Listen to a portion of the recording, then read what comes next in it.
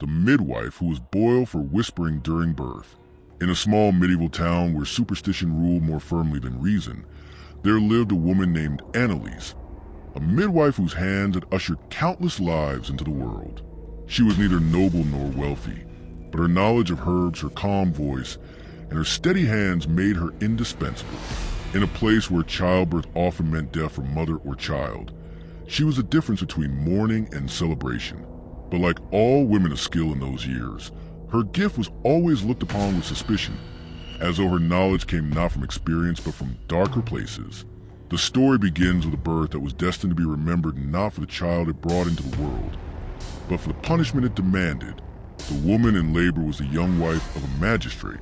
She was delicate, frail, and not made for the blood and agony of childbirth.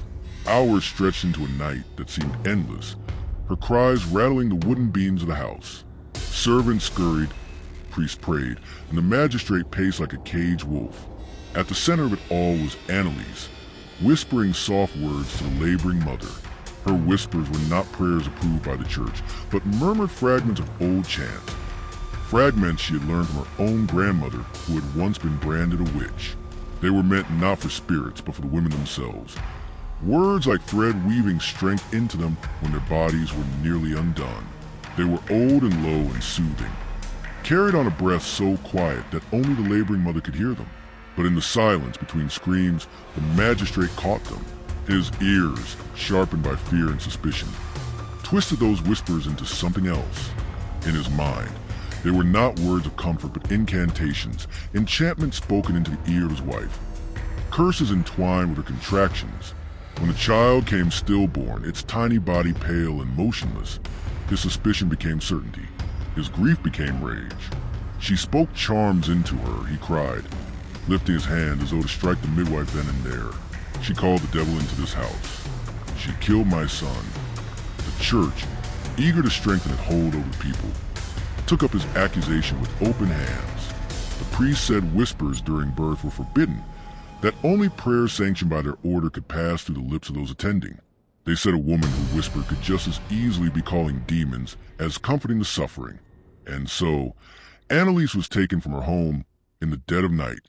She was held in a cold stone chamber where rats chewed on the straw, and the smell of mildew clung to her skin. She begged them to understand. She said she had whispered only words of comfort, nothing more, but her pleas met stone faces. To them, she was already guilty. To whisper in such a moment was to defy the silence they demanded, the silence that belonged to God. Her punishment was to be a warning. The magistrate himself demanded it, and the priest did not resist. A gallows would have been too merciful, a pyre too familiar. They chose instead the pot. A cauldron large enough to hold a human body was set upon iron legs in the center of the square. Beneath it, what was stacked high, waiting for fire. The people gathered, drawn not just by curiosity, but by fear of what would happen if they did not watch. To miss such a spectacle was to risk suspicion themselves. They brought Annalise out barefoot, her hair tangled, her wrists bound in rope. Her eyes darted across the crowd, searching for a familiar face. But even those who once called her savior kept their heads low. She saw women she had helped deliver, children she had once cradled. None would meet her gaze. As they forced her to the iron pot, the priest announced her crime. She whispered during the sacred hour. She brought forth death with her tongue. For her whispers she will boil, so that her words may be stripped from her as flesh from bone. They lowered her into the cauldron while it was still filled with cold water.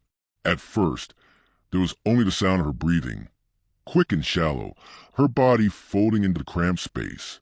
Then the torches were set to the wood. Flames licked up, crackling, climbing toward the iron belly above. The water began to shiver around her, then to ripple, then to hiss. The townspeople watched in silence, the only sound the creak of the iron and the pop of wet wood in the fire. At first, Annalise cried out, begging again, her voice carrying over the crowd. But as the heat grew, her words faltered, turning into screams. She tried to lift herself, but her arms were bound. She kicked, but her feet struck iron. Steam rose like a veil, shrouding her form.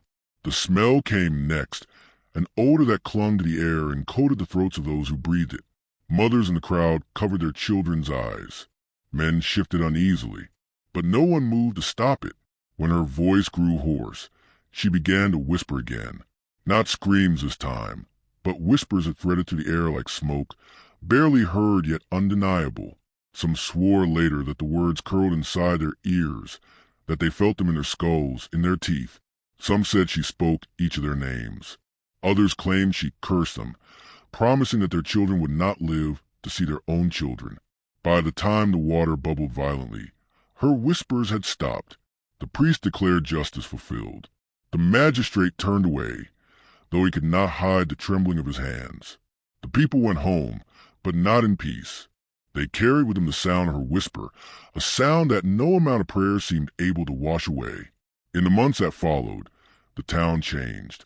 Women began to labor in silence, not daring to cry out, for fear a priest might hear them and accuse them of calling demons. Babies were born into quiet rooms where only the rasp of breath and the clench of teeth filled the air. And strangely, more children died. The silence brought no mercy, only grief. But the strangest thing of all was that on nights when the wind cut sharp through the streets, people claimed to hear her still, a whisper that moved like a breath at their necks. Some heard comfort, others curses, but all knew the sound. It was Annalise, the midwife who had whispered during birth, the woman who boiled yet did not fall silent. And so the town lived on, haunted not by the devil she had been accused of serving, but by the voice of a woman who had spoken softly in the hour of greatest need. And in the rooms where women labored, when no priest was near, when pain grew too sharp and silence too cruel, mothers would sometimes lean close to their midwives and whisper, "Say it to me, just once." Say what she said. The silence after her boiling was heavier than the smoke that clung to the rooftops. For days the square still reeked of her, as though her whispers had soaked into the stone. The magistrate ordered the cauldron scrubbed, and when the blackened iron would not release its stains, he had it dragged to the river and thrown into the current. But the river never carried it away. It sat half buried in the silt, like a wound that would not heal, and fishermen swore that when their nets brushed its rim, they felt warm water rising to the riverbed even in winter. Annalise's cottage was boarded up, though inside it still smelled faintly of crushed herbs and candle wax. The shelves were lined with bottles whose contents no one dared touch. Children crept to the door at night, pressing their ears against the planks. They said they could hear her inside, whispering as though she had never left. One boy swore that when he peeked through a crack in the boards, he saw her shadow moving across the wall, rocking a child that was not there. The first death came 3 weeks later. The blacksmith's wife went into labor, and though she begged for aid, no midwife dared attend her for fear of being accused of whispering like Annalise. The priest allowed a nun to sit with her, but the nun only prayed loudly while the woman writhed. Her screams were silenced by the presence of holy men who glared at her as though each cry was a blasphemy. By dawn she was dead, the child inside her lifeless. Whispers began again, not from the dead midwife's lips, but from the mouths of the townsfolk. Some said it was punishment for her death. Others said she had cursed them as the water boiled around her, that her final whispers were not pleas but condemnations. A few, mostly women, claimed it was the silence itself that killed them, that the lack of words, the absence of comfort, made childbirth a tomb. The magistrate refused to listen. He forbade even murmured speech during births. He said women must enter the world in silence, just as Adam had once entered it, born from God's hand, not from woman's word. He did not see the irony that Adam had been made from dust, while every infant was made of blood and pain. But the deaths continued. The baker's daughter died, then the innkeeper's niece. Soon there was not a street untouched by grief. Men began to fear bedding their wives, as if children themselves were cursed. The priest insisted it was God's test, and the magistrate swore the town was now purer for its silence. Still in the dark, when women labored alone, something else began to happen. They started whispering to themselves. Some swore that when they closed their eyes and repeated the words softly, they could hear Annalise answering. The pain eased just enough. Their fear lessened, as though her voice seeped into their marrow. But others said the voice they heard was not soothing. It was warning. They claimed she whispered things no mortal woman should know. The hour of their death, the sins of their husbands, the betrayals of their neighbors. One woman screamed that she had been told her child was born dead before it even left her body, and she was right. Soon the priests grew aware of these secret whispers. They threatened excommunication, even burning, to anyone who admitted to hearing them. But suppression only deepened belief. The more silence the priest demanded, the louder Annalise's whispers became in the hearts of those who feared her. One storm-lashed night, the magistrate's own wife conceived again.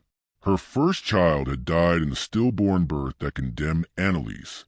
Now, swollen with another, she grew pale with dread. She begged her husband not to bring priests when her time came. She asked for candles, for herbs, for someone to hold her hand, though she dared not say the midwife's name. When her pains came, he ignored her pleas. The priests arrived with crucifixes and holy water, their voices raised in psalms. But through the thunder, through the chanting, through the woman's ragged breath, another sound coiled up from the floorboards. A whisper. No one could say whose lips it came from. Some swore it was a magistrate's wife. Others said it was the wind. But the words were old, curling and soft, filling the room until the chanting faltered. The priests struck their ears as though to drive it out, but it slid into their bones regardless. The magistrate turned white as ash. And then the screams began. His wife cried out not in pain, but in horror. She clutched her belly, her eyes wide, and shrieked that she could feel hands inside her, cold, wet hands pulling at the child. When the baby was born, its lungs never filled with air. Its skin bore strange marks, like the ripples of boiling water. The magistrate buried both mother and child in haste, forbidding prayers to be said over them. But the town whispered that Annalise had claimed what was hers, not just life, but the silence that killed her. From then on, every time a woman went into labor, her family swore they heard the faint hiss of water boiling somewhere unseen, and with it, the whisper. Sometimes it soothed, sometimes it cursed, but it was always there. The women began to pass it among themselves in secret, scraps of her chant, fragments of her comfort, even though they risked being accused. They said that even if they burned for it, they would rather die whispering than in silence. And as years went by, the story spread beyond the town. Travelers carried it from village to village. Soon midwives everywhere knew of the woman who was boiled for whispering during birth. They told her story in hushed tones, a warning of cruelty, a promise of vengeance. And though no one dared admit it openly, her whispers continued. In every chamber where a woman labored and prayed not to die, in every home where silence pressed too heavy, they swore they heard her voice. Soft, unyielding, eternal, the midwife who boiled, the whisper that never ceased. The town could not forget her, no matter how hard it tried. The priests preached against her name, forbidding it to be spoken, but every prohibition only strengthened the memory. When night fell and the streets emptied, her whispers seemed to live in the rafters, slipping through cracks in wood and stone. No one admitted aloud to hearing them, yet every ear was haunted. The whispers never rose in volume, but the silence of the town made them impossible to ignore. Children were the first to repeat them, small voices, murmuring to themselves in the dark, words their parents never taught them. A mother would find her child rocking in bed, humming low syllables that did not belong to prayer. When shaken awake, the children only said, "She told me to say it. She said she was lonely." The magistrate's nights became tormented. He would wake in sweat, convinced that boiling water was dripping onto his face. He saw his wife's pale form in the corners of his chamber, cradling the child she had lost, both their mouths moving but no sound emerging. When he pressed his hands to his ears, the whispers only grew clearer, as though sound had seeped inside his skull. One night, unable to bear it, he walked to the river where the cauldron had been thrown. The moon sat high, silver and cold, and there it was, half submerged, yet shining as though polished anew. The water around it steamed faintly, though the air was bitter with frost. He approached, trembling, and leaned over. Inside the cauldron, the water did not reflect the stars or the moon. It reflected a face, hers. Her eyes opened, her lips moved, and he heard it. "You put me here, but I will stay in you." The magistrate staggered back, clutching his chest as though her words had reached through his ribs. From that night on, he rarely left his house, but his decline did nothing to lift the curse. The whispers had already spread too far. Midwives across the region began to disappear. Some fled in fear of meeting Annalise's fate. Others were seized, accused of secret murmurs, dragged before priests and silenced forever. Yet no matter how many were punished, the whispers multiplied. Women birthing in lonely barns swore their ears filled with them. A candle would gutter, shadows would stretch, and then they would hear, "Push, my darling, do not be afraid. I am with you." Some swore the whisper brought life. Children born still began to gasp for breath. Mothers too weak to push found strength. Yet others claimed the opposite, that healthy babes came twisted, that mothers bled too quickly, that shadows clung to newborns who should have been clean.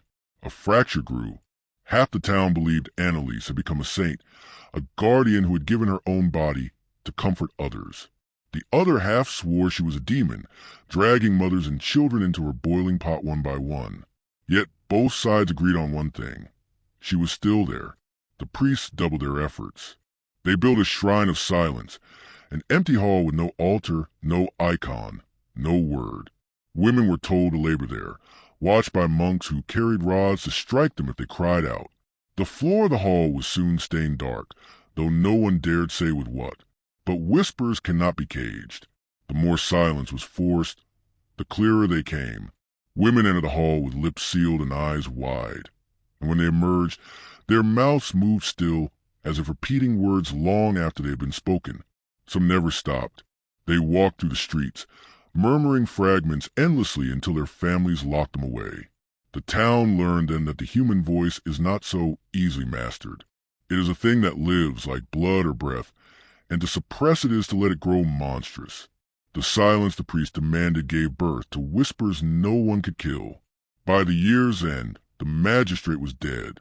His body was found slumped at his desk, his mouth open, his tongue blackened as though boiled in scalding water. The physicians could not explain it. The priest said it was divine justice. But the servants swore they had heard him the night before, whispering in his chamber. Not prayers, not pleas, nursery songs. As if he were singing to a child.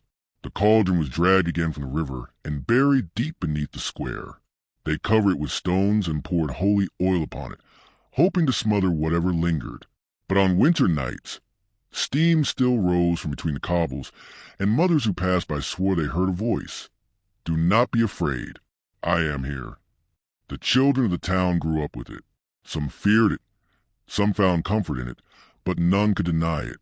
Generations later, the story of Annalise was still told, though twisted in form.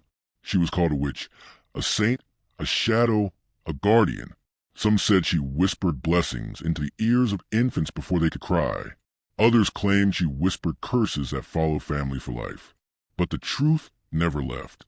The midwife had been boiled for whispering, and still she whispered. And those who bore life into the world knew it best of all.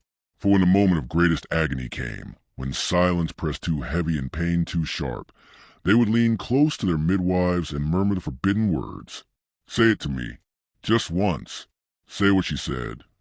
And the whispers always came back. The years moved forward, but the town remained trapped in the shadow of her death. Children who had not been born when Annalise Boyle grew into adults who carried her name in their marrow, even if they never spoke it. No festival, no prayer, no new decree could wash the memory from the stones. It was said that every child born after her death carried a piece of her in them. Some bore marks on their skin, like faint burns that never faded. Some grew to murmur in their sleep with words their parents could not understand. The priest told parents to beat the whispers out of their children, to drown them out with psalms. But even as wooden rods split skin and blood fell to the floor, the murmuring never truly stopped. It only went deeper, retreating into the breath, hiding under the tongue, waiting. The mothers knew this. They had always known. They gathered in secret, away from the priests and their punishments, away from the watchful eyes of husbands who feared the church more than the devil. In candlelit rooms they spoke of her, not as a witch, not as a demon, but as one of their own. They remembered her hands, her patience, her voice, and they began to whisper her words again, passing them mouth to mouth like contraband prayers. At first, They repeated them only to each other. But when the pains of childbirth came and silence bore down like iron, they whispered them to themselves. And something strange always happened. The room seemed to change. The air thickened, warm and damp, as if steam filled it though no water boiled. And they felt her near. One woman swore she saw a hand press against her belly. Not the hand of her midwife, not her own, but another, pale and wet, leaving no mark but a trace of warmth that lingered after. Another swore she saw a face in the corner, hair plastered to skin, eyes dark but not cruel. A face watching, whispering, waiting. Some children survived who should not have. Some women lived who should have bled out. And yet for each life saved, another was lost in ways no one could explain. A newborn drowned in its cradle, though no water was near. A mother who bore a healthy child withered within days, her skin puckering as though boiled dry from the inside. By then, the town had divided. Some believed Annalise had become a saint of mothers, a silent protector, more powerful than any priest. They left offerings by the river where the cauldron once lay. Bundles of herbs, scraps of linen, small carved figures of infants. Others believed she was the devil's bride, feeding on the blood of mothers to strengthen her whispers. They begged the church to purge her memory, to scour the earth where she had walked. So the church answered. One bleak autumn morning, bells tolled not for worship but for trial. Every woman suspected of whispering was dragged to the square, bound and barefoot, their hair tangled, their mouths gagged so no sound could slip through. The priest proclaimed them guilty before the trial even began, guilty of harboring the whispers of the boiled midwife, guilty of carrying her words in their wombs and mouths. The punishment was swift. No fire, no rope this time. They chose water, great barrels filled to brim, where women were held beneath the surface until their bodies stopped thrashing. When the last bubbles rose, the priest declared the curse broken. But that very night, the town awoke to the sound of boiling, not in the kitchens, not in the hearths, in the walls, in the floors, in the very air itself. Pots tremble on their shelves, iron groaned as though water surged inside it. And through it all came the whisper, soft and unbroken, threading through every home, every ear. You cannot silence me. I was there at the first cry, and I will be there at the last breath. Fathers fled from their homes, clutching their children. Mothers pressed their hands over their mouths to stifle sobs, fearing the priest would hear. The square was empty that night, but the sound did not cease. For hours the town boiled in whispers. By dawn, 3 infants were found dead in their cradles, their skin pale, their lips blue. And yet one old woman, who had been bedridden for years, was found walking to the streets, her spine straight, her voice murmuring words no one dared translate.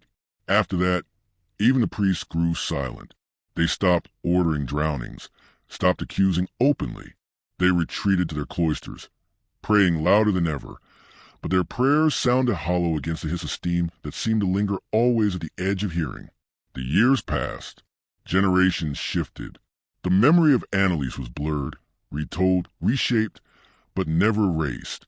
She became story, legend, shadow. But in every home, mothers still leaned close to their daughters, whispering the truth into their ears before they themselves bore children. That once there was a midwife who whispered during birth, that they boiled her alive for it, that she never truly died. And when the time came, when pain bent them nearly in half and silence threatened to swallow them, they always remembered. They whispered her words, and the whisper always answered. The town grew old with her shadow. The square where she boiled became cracked and weed-choked, but no one ever built upon it. Travelers who passed through spoke of a strange hush that fell there, as if the stones themselves were holding their breath. Generations passed, but the whispers never left. They clung to the rafters of homes, slid beneath the doors of barns, swam in the darkness of every laboring chamber. Children still murmured in their sleep. Women still leaned close to hear the words only they could understand. The church weakened in time, its priests dying with fear in their eyes, some driven to madness by the endless susurrus that no prayer could smother. New rulers came and went, new laws rose and fell, but the story endured. The tale of the midwife boiled for whispering became a curse and a comfort, a song passed mouth to mouth even when no one admitted to singing. And still, the cauldron remained, buried beneath the square, beneath stone and earth and years, yet never gone. On cold nights steam still rose between the cobbles, carrying with it a voice that had survived fire, water, silence, and time. Soft as breath, patient as death, it came always the same. Do not be afraid. I am here. And so the town and all who came after learned the truth. Words cannot be boiled away. They live longer than flesh, longer than bone. They pass from tongue to tongue until silence itself splits open. The midwife had whispered once, and for that she was killed. But her whisper never ended. It never will.